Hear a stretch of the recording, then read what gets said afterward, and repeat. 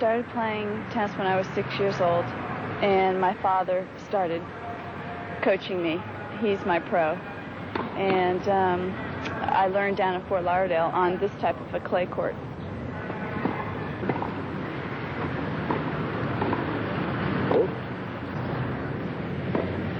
This would be my forehand grip. It's sort of in the middle, in between an Eastern and a continental grip. This forehand grip, which actually looks more like an Eastern grip, is used by most players who started very young, for it turns the weight of the racket to best advantage. To do this, the head of the racket is held very high during the wind-up, at the end of which the hold is loosened for a natural loop leading to the swing. The weight of the body is on the front leg, and the point of impact is still farther forward. The arm is always bent, and the wrist remains supple so as not to slow the movement of the racket. The circular momentum of the racket and arm draws the whole body forward in a very characteristic rotating swing, which, contrary to what we might think, seems in no way to affect accuracy.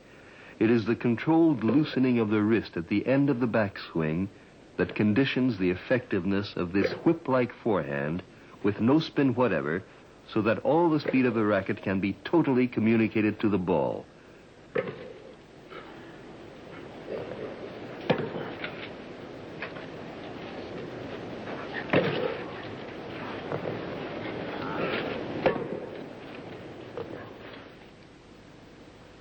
The technique is exactly the same when moving back, except for the weight of the body, which usually shifts to the rear leg.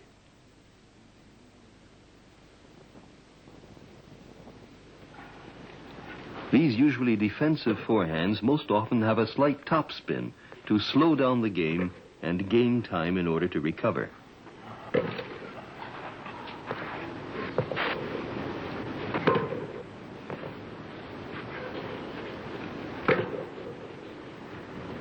And my two-handed backhand would be this grip.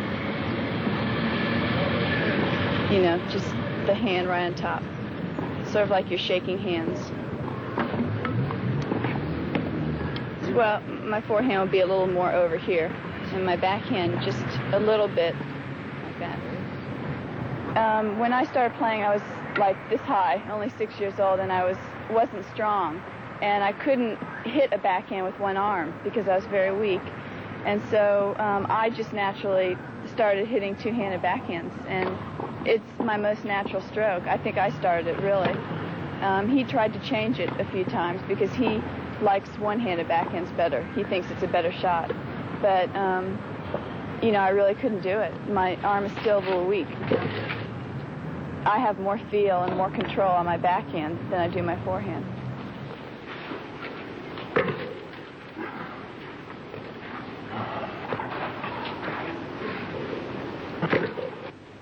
Slow motion clearly shows the changing grip between each stroke.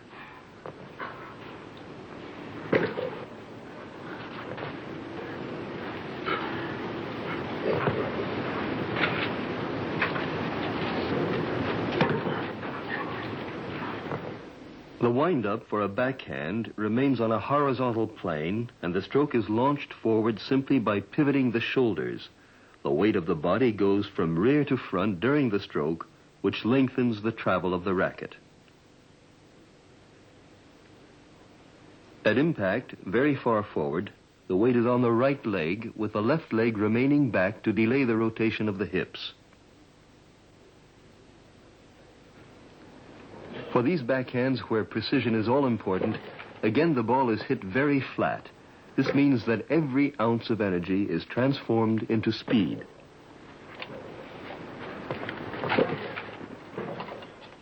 But when Chris Evert Lloyd wants to develop more power, her swing is like that of a hammer thrower. The circular projection is so powerful that the left leg, acting as a brake, is lifted by the whirling movement as the right foot pivots.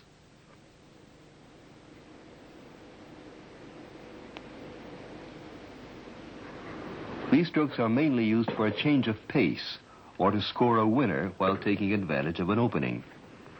When drawing back, the ball is hit with the weight on the rear foot, which is promptly lifted to allow the rotation.